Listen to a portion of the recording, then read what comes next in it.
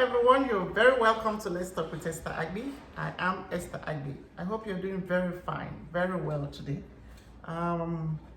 It's very beautiful today. It's very gorgeous, very lovely, nice weather. People are out there having a walk and just enjoying the weather. Well, let me quickly do this video and then I'll go out there and join others to enjoy the weather as well. Yeah, so today I want to talk about, actually the title of my discourse today is about polygamy, but we want to talk about the marriage of Yul Edochie.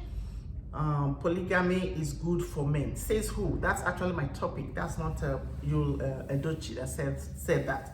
My title of my discussion is Polygamy is good for men. Says who? Who is saying that? You know, sometimes when we carry out certain things or our actions, you know, let me put it that way, our actions will be saying something.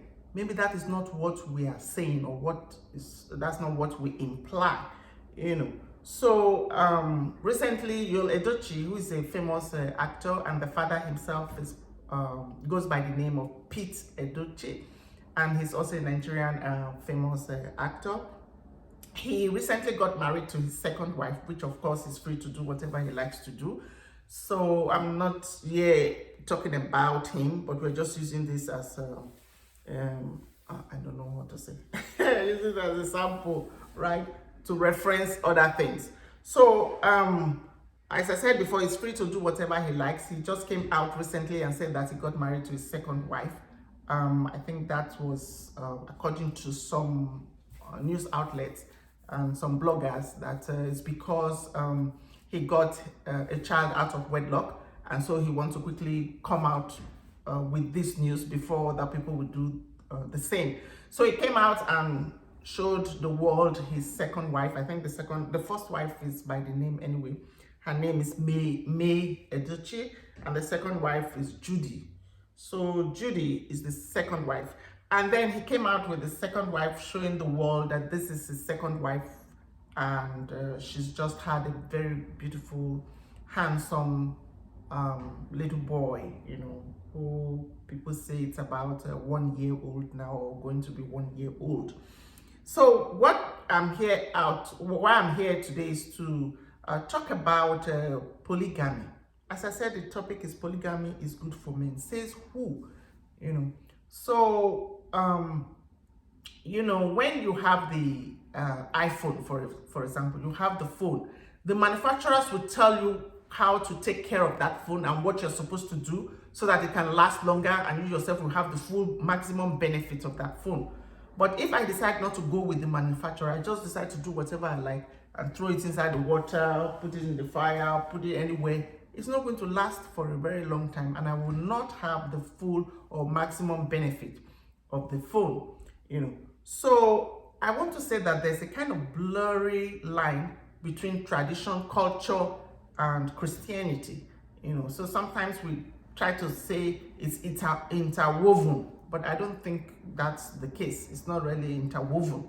So this blurry line is like, some people will say that they're Christians, but they don't want to follow the code of conduct, you know, of Christianity, the guiding principles. They don't want to follow that fully. They want to just take some from the tradition, mix it up with Christianity, and put everything together like in a pot of soup and mix it up, right? So, but that is not what it's supposed to be.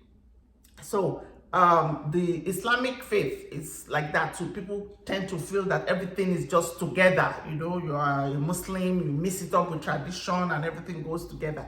Even some people are even saying that, oh, the Christian faith or the Christian religion, if I will put it that way, is actually from the Western world, is the practices of the Western world. It's not. That's not completely true, you know. So when we talk about polygamy is one man getting married to multiple women at the same time.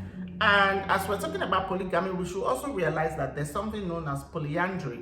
Polyandry is when one woman can marry more than one husband. I don't know how that is possible, but I don't think it's practiced in Africa. Maybe some other places they practice it. I'm not aware. Maybe some places in Africa they do that as well. I don't know. So anyway, there's polygamy, there's polyandry, and all kinds of marriage practices, which I don't know, to whoever wants to do whatever they want to do, they are free to do. As an adult, you're free to do whatever you want to do. But I have a few Muslim friends as well. So I've even, I called one of them one time. I said, so tell me about marriage in the Islamic faith. So she said, yes, a man is free to marry up to 4 wives, but there's a caveat, there's a condition. The thing is, you have to treat the 4 ladies with equal amount of love, same love. You can't say, oh, I love A more than B or C or something like that. Everything has to be equal. That is why this young lady told me that, oh, it is very difficult even to do. So those people who are just marrying 4 wives, they're just doing their thing, but she's not sure that they are following, you know, the guidelines or the guiding principles saying that they have to have equal love for the 4 women. So that's for the Muslim or the Islamic faith.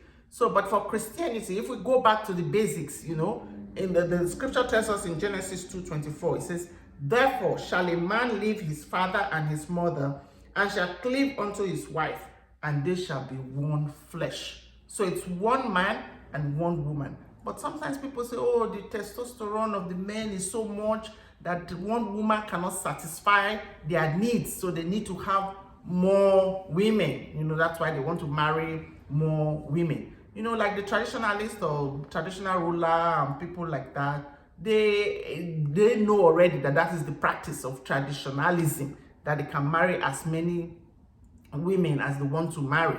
But if you are not a traditionalist, you say you are a Christian, you have to abide by the code of conduct, the rules, the guiding principles of Christianity. There's no need to be mixing tradition and culture and Christianity and Islamic faith, mix all and say they are interwoven. No, because you are not, there are people who could be looking up onto the actors and actresses as role model. You know, they just admire them, they like their ways, they see what they're doing and they're happy with them.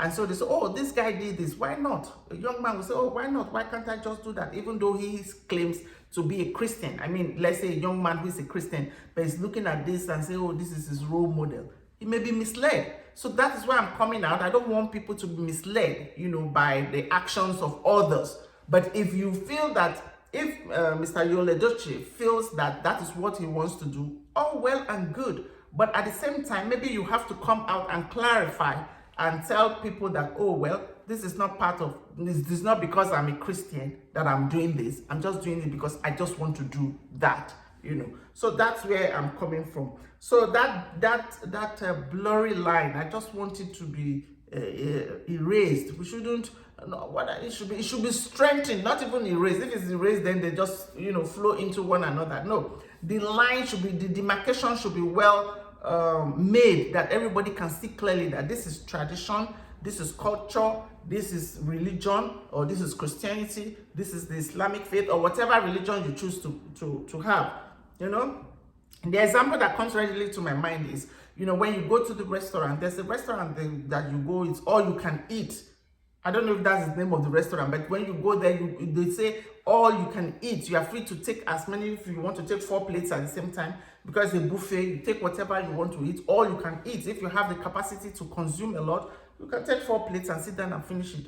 But those who have smaller capacity of tummy size, stomach size, they take just all they can eat and just eat it and go. But you discover that even though it's all you can eat, but when you take too much, more than what you can do, your tummy will be hurting. You'll be feeling so much pain. It's like, oh, what have I done to myself? You know. So that calls for discipline and self-control. So in Christianity, there's supposed to be discipline and self-control. It's not everything that you think you can grab. They think that you are very rich, you are having all a capability and ability to take care of all the children that will be produced, to take care of all the women that will be involved. And then because of that, I can now just get as many.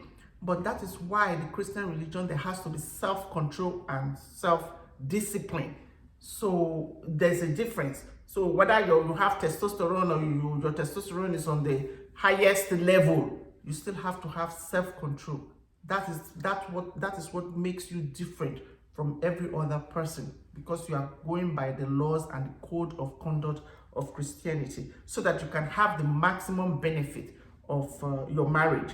You know, as God says, people will say, okay, that is the Old Testament. But in the New Testament, Jesus said, for this cause, I think that is Mark chapter 10, verse 7, said, for this cause shall a man leave his father and mother and cleave to his wife, and the two shall become one flesh. It didn't say one man and 3 or 4 wives and the 5 people will become one flesh. No, one man, one woman, the two shall become one flesh.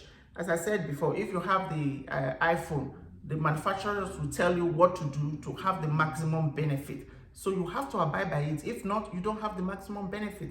So when we say we want to do whatever we like, we are not following, you know, if you believe that God is the creator of the heavens and the earth, so he has given us his manual concerning marriage. This is what we are supposed to do. But if you want to do your own thing, you don't want to follow that manual, then you may not have the maximum benefit of marriage. So I don't want the young people to be misled. There's a difference between culture, tradition, and various faith, especially Christianity.